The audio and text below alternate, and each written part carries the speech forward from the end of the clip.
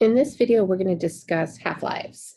And this is the amount of time it takes for a radioactive particle to decay. So a half-life is abbreviated T with a subscript 1/2.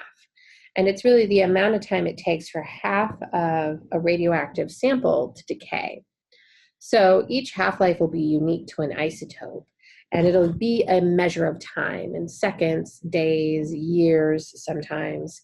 And for phosphorus 32, the half-life is equal to 14 days. And this is information you would have to look up in a table, or I would have to give you. And so if we're looking at phosphorus 32, and we assume we have a 16-gram sample, after 14 days pass, I'll have half the amount of phosphorus 32 remaining. The other half has been converted into sulfur 32. So after one half-life, will have half of the amount I started with, or 8 grams. If another half-life passes, so another 14 days go by, I'll have half of my 8 grams of phosphorus 32, or I'll have 4 grams.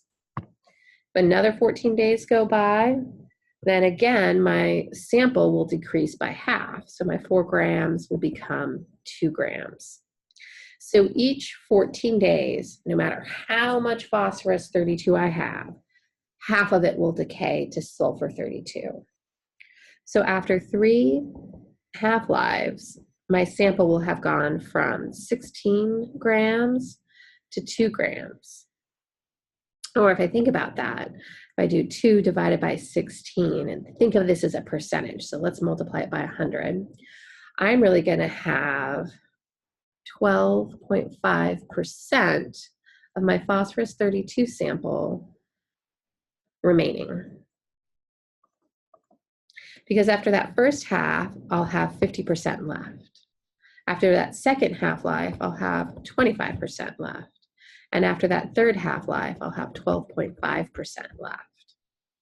If I wanted to know how much time it took for, let's say, 20 or 12.5% of my phosphorus 32 to remain, I would take the half-life and multiply it by the number of half-lives that pass. So that would be equal to 3 half-lives times my 14 days,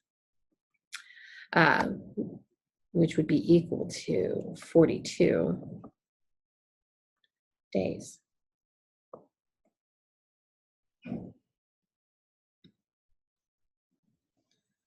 Sorry for the screen shift there.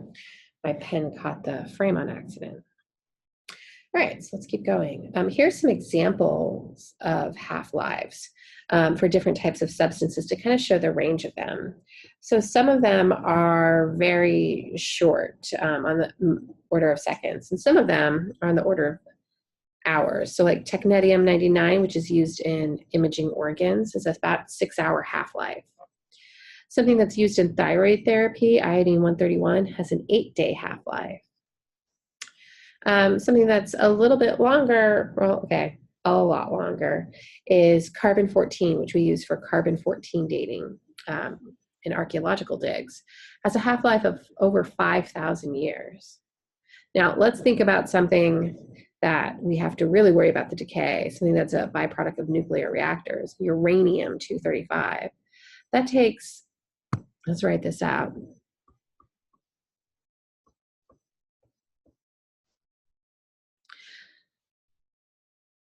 700 billion, is that? Years, just to decay by half. And so that's why we have such a huge concern about how long we have to deal with this radioactive material.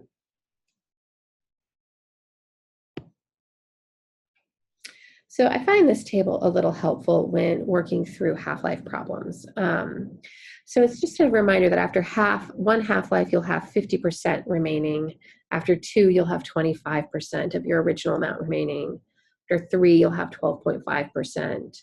And for each of these, I'm just dividing by 2. to figure out the percentage that remains of my original isotope. So let's look at this example. Hydrogen-3 undergoes beta decay with a half-life of 12.32 years. How much of a 37-gram sample will remain after 49.28 years? So give this one a try, and then we will go through the solutions together.